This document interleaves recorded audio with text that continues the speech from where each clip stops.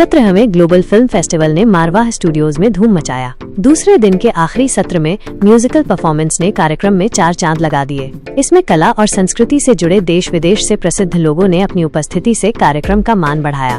कार्यक्रम में AAFT school of hospitality and tourism students द्वारा बनाई गई प्रसिद्ध क्यूजीन का अतिथिगण ने जायका लिया। इस दौरान यहां doctor Sandeep Marwah, president ICMEI and chancellor AAFT university of media and arts Sardor Rustambaev, ambassador of Uzbekistan आदि मौजूद रहे।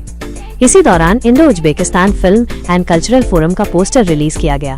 आपको बता दें कि डॉक्टर संदीप मारवा ने एम्बेसडर को हिंदी सिनेमा गौरव से सम्मानित किया, साथ ही फेस्टिवल मोमेंटो भी दिया। दूसरे हॉल में मोहम्मद रफी के 100 वर्ष पूरे होने पर उनकी याद में उनके संगीत को समर्पित एक खास म्यूजिक कार्यक्रम का आयोजन किया गया। देखिए डेली मिरर न्यूज की रिपोर्ट।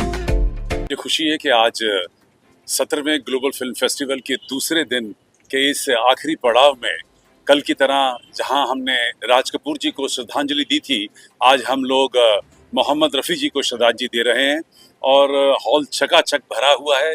मोहम्मद रफ़ी के तमाम गानों को सभी जोश और उल्लास के साथ गा रहे हैं, पुराने ज़माने से लेकर और आखिर तक। जब तक मोहम्मद रफ़ी जी ने गाने गाए उसकी एक कड़ी यहाँ पर गानों की पूरी तैयार की गई है, जिसे सब लोग आनंद उठा रहे हैं। मोहम्मद रफ़ी जी हिंदुस्तान के एक बहुत बड़े कलाकार हुए और फिल्मों में से शुरू हुए, लेकिन उन्होंने पूरी दुनिया में एक नया मकाम हासिल किया।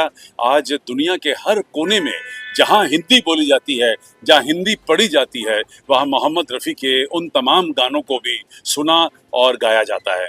मुझे बड़ी खुशी है कि हम लोग इन 2 कार्यक्रमों के ज़रिए पहले राज कपूर साहब को और फिर मोहम्मद रफ़ी साहब को तहे दिल से यहाँ पर श्रद्धांजलि दे सके, उन्हें याद कर सके और हज़ारों लोगों के बीच में एक नया मकाम हासिल किया है हमने। उन्हें ये बार बार दोहरा के बता के कि ये 2 ऐसे शख्स रहे जिन्होंने हिंदुस्तान की फिल्म इंडस्ट्री को एक परम सीमा तक पहुँचाने की कोशिश की। राज साहब ने तो अपनी कला के ज़रिए, अपनी एक्टिंग और डायरेक्शन के ज़रिए, और मोहम्मद रफ़ी साहब ने अपने गानों के ज़रिए पूरे देश को लुभाया है, पूरी दुनिया को लुभाया है। ये बड़ा खुशी का दिन है हमारे लिए, क्योंकि जहां हम लोग 17वें ग्लोबल फिल्म फेस्टिवल को यहाँ पर धूमधाम से मना रहे हैं, वहीं पर सरकारी चिट्ठी मेरी टेबल पर पहुंची है और ये कहते हुए मुझे बड़ा हर्ष हो रहा है कि रायपुर यूनिवर्सिटी में हम लोगों ने FM स्टेशन को अप्लाई किया था, उसकी चिट्ठी हमें कल मिल गई है और Raipur radio officially FM station के नाम से डिक्लेयर हो गया है और 88.4 FM की जो फ्रीक्वेंसी मिली है उसके अंतर्गत जल्दी ही हमारे सारे कार्यक्रम जो हैं वो सुनाए जाएंगे। जब से हमारे आदरणीय प्रधानमंत्री ने मन की बात रेडियो पे बोलना शुरू किया है, इन तमाम 10.5 सालों के अंदर रेडियो ने अपनी एक नई जगह बनाई है। लोग रेडियो को पहले से कई ज़्यादा सुनते हैं और जो हमारे जैसे रेडियो स्टेशन हैं उनमें भी रेडियो की एक नई चर्चा जो है वो आम आदमी तक, उनकी चर्चाएं जो हैं आम आदमी तक पहुंचनी शुरू हो गई हैं। रेडियो नोएडा तकरीबन 10 लाख लोगों की सेवा में लगा हुआ है।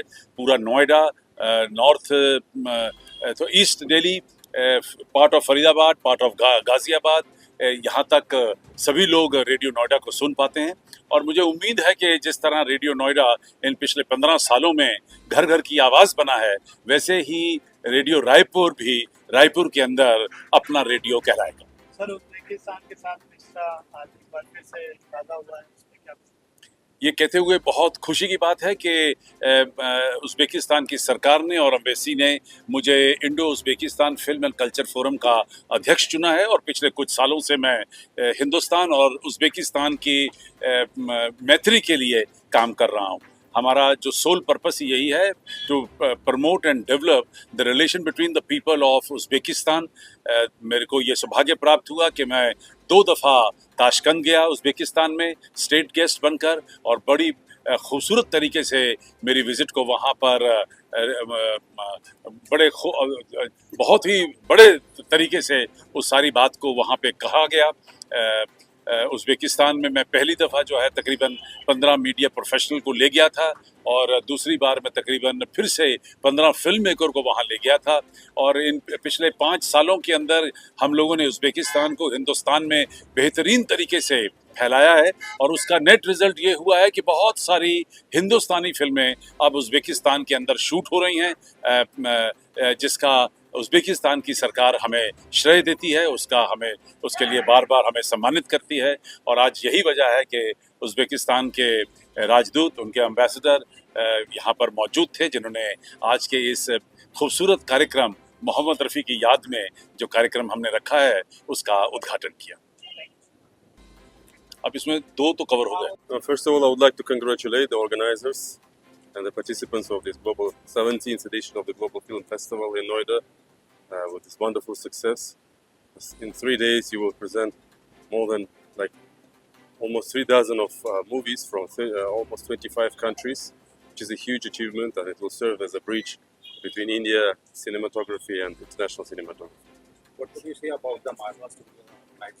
The Marwa Studio, it feels like home. We always love to come back, and with his honorable chairman of the Marwa Studios, Sanjit Mar, we always in close contact. He helps us a lot in moving around India in terms of the cinematography. So we are lucky to have him here.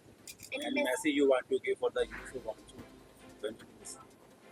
Well, the message would be just to profit from the existing capacity of these universities, of these colleges, schools, and study, teach, build up your capacity, and reach new heights. Sky's the limit.